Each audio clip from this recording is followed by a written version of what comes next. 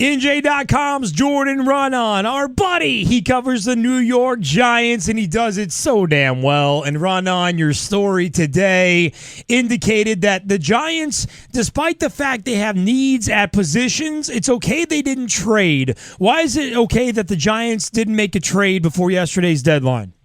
I don't know about okay, but let's just say that the reality is that they bet the rest of the season on, okay, if we're going to have any serious success here this season, it's going to be contingent on the fact that we get some of these guys back and we get something from some of these big names. Think about the big name guys on this team. You know, right now that aren't on the field, Victor Cruz, Will Beatty, John Beeson, Jason Pierre-Paul, and Prince Amukamara. I mean, I think those are 5 of their 6 highest paid players that I just named. And they're sitting on the sideline, and then they're not able to play, and because of injuries of some sort. I mean, JPP, you could call it what you want, but that's pretty much an injury that and we don't know what he's going to be able to give us, or he's going to be able to give them. I should never say us. I never say that. I don't know where that came from. So they certainly don't consider me part of them. That's for sure. But no, they need some of these guys to come back and play, and the reality is they're only going to go as far as those guys can really take them. I mean, we know what they're going to get from Eli and Beckham at this point. Those are their 2 big guns, but they need some more reinforcements. I mean, look in New Orleans. That defense was an absolute disaster. I mean, there's no pass rush to speak of. They need something from Jason Pierre-Paul in that regard.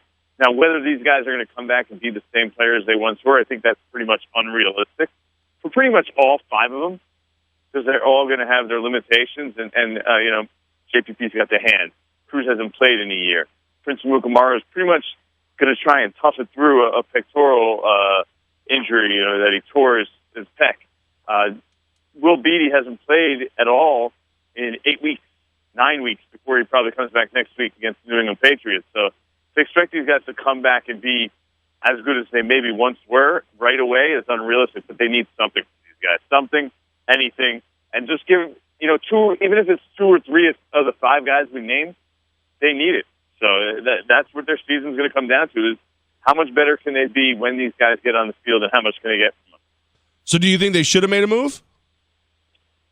I think it would have been good to make a move at a position, a position that we didn't even mention, like tight end. Larry Donnell is now struggling with an injury. I don't know about his prospects for this week against Tampa Bay. I think they could have been very well served to make a move at tight end. That's a position they don't have anyone that's really going to come back at and help them out at. Cornerback, sure. They should have made a move at cornerback if you could find one, but there is no, you're not getting a top-level cornerback at this point, and nobody's trading you a cornerback at this point. So that's almost unrealistic to think that they could have gotten something at that position. So I think it would have been nice to get a veteran tight end in here, and that would have been a move that I personally would have tried to make. Now, granted, they already probably gave up their 7th-round pick for Brad Wing, the punter they traded for from the Steelers, so you give up another pick, then you're down to 5 picks in the draft coming up this year. So I understand where they're probably reluctant in that way to do that. But if there was a tight end, like a Martellus Bennett type, which I don't know, I can't say for sure that he was available for a reasonable price, I would have done it. But you're not going to give up a 2nd, 3rd round pick, or at this point of the season for anybody, for borderline rentals. So maybe even if it's like a year and a half for the guy. So. That I wouldn't have done, but if there was a veteran out there that could supplement this team at tight end, I would have tried to make that move. Jordan Raanan of NJ.com with Armen and Levack, 104.5 The Team. Jordan, you mentioned the 5 big names that are out for the Giants. Which one hurts them the most?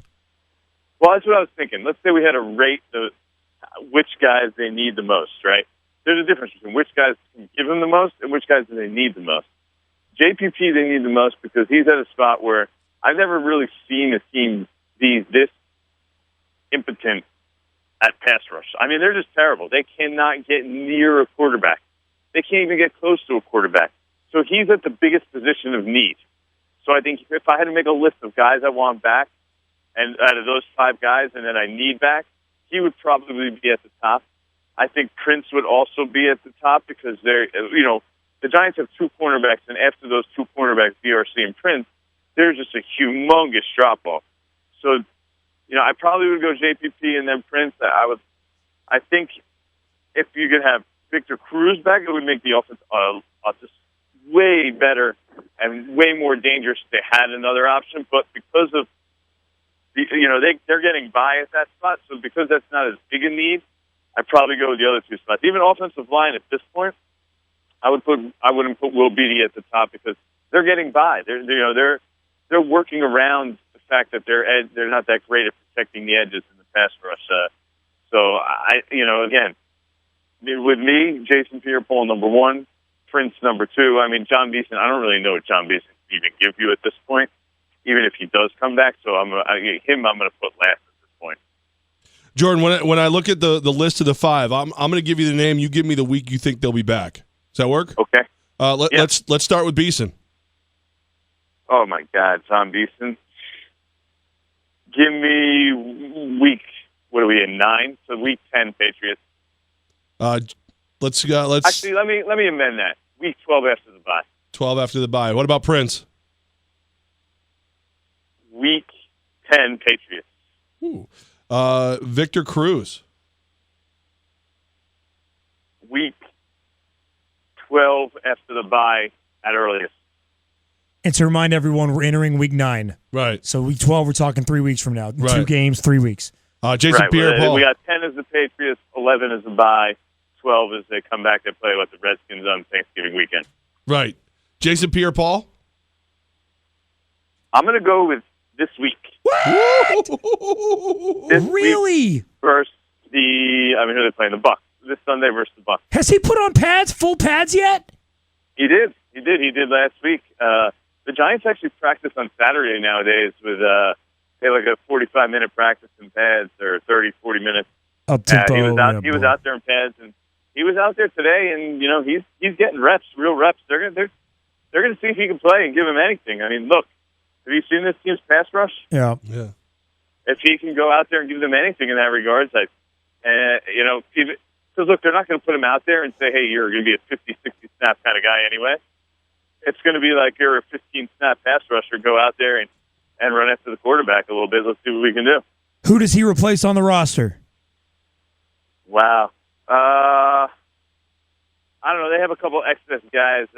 I think Lewis Nix, the defensive tackle, is probably the first man to go, in my opinion. Okay, doesn't really matter. I like that. Jordan Raanan of NJ.com. When you could put a guy like JPP on the outside, Robert Ayers, we saw it last week, he moved to the inside on passing downs a lot, so they're not going to need as many interior guys. What are our expectations of Jason Pierre-Paul if he plays this weekend? Wow. I wouldn't put him that high. Like I said, I think it would be 15 snaps. You're hoping for a couple pressures, just any sort of penetration into the backfield whatsoever. And they really just haven't been getting that at all, and I think that's sort of the role that you got to expect from him. Almost sort of what they've been using Demontre Moore as.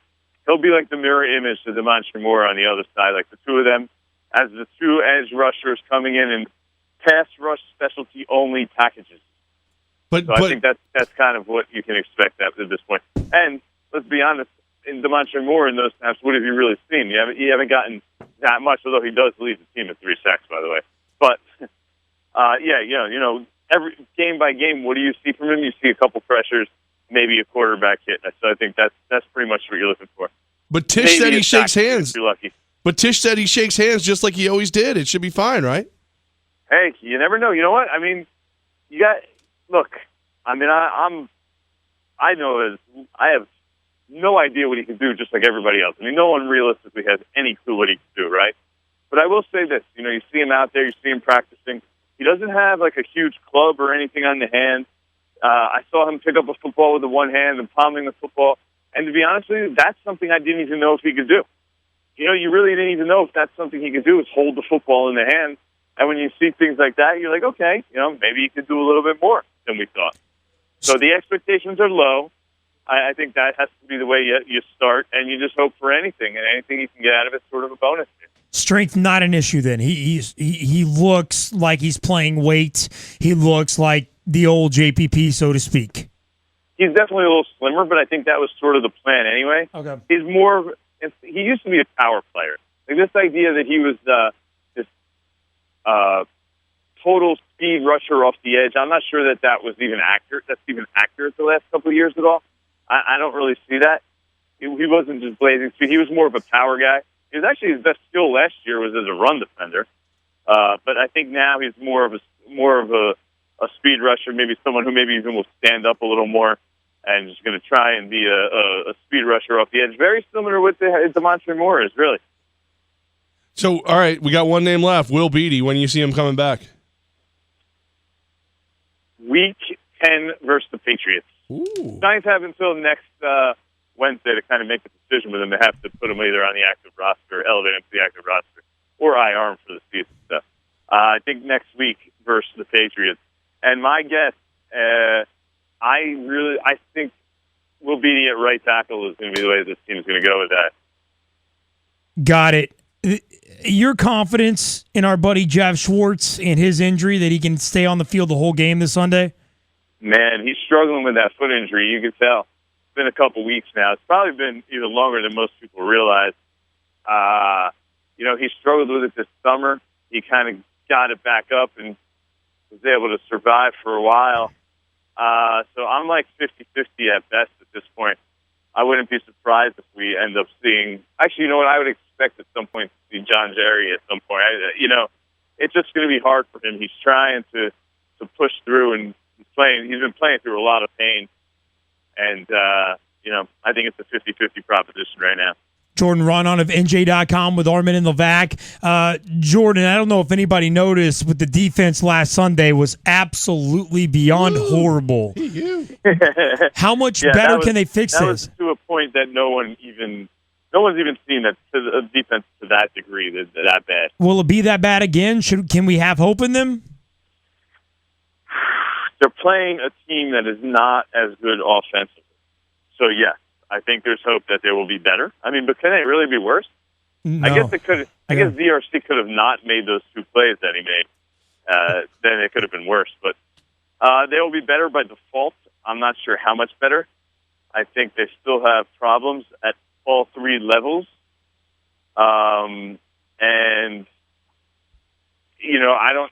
They're short at middle linebacker. That was a problem. Their safeties haven't played well. Their cornerback, I still think you're probably going to see J-Ron Hosley out there this week. That can't make you overly confident. J-Ron Hosley, if you're confident against him, against Vincent Jackson or Mike Evans? No. Is that a matchup anyone feels good about? No. We have a song for J-Ron Hosley, and it's about how he smokes weed. So, not really. I do remember that, actually. It's not about his playing ability. Yeah, well, that's not a matchup I think that favors the Giants in any way, shape, or form. But it is Jameis Winston. He's a rookie quarterback. You can have success against a rookie quarterback. You could confuse him. You could trick him. The Giants, they're going to have to be more aggressive. I mean, it's really a no-brainer this week. But they blitzed 10 times out of 50 drops for Drew Brees the other day. 10 out of 50. That's 10%. They did it. I think they blitzed once. And by blitz, I mean bringing more than four guys. They bring guys to different spots, but still have not committed more than four very often. Against the Eagles, they only did it, I think, once or twice. Like it was 2.5% of the snaps or dropbacks.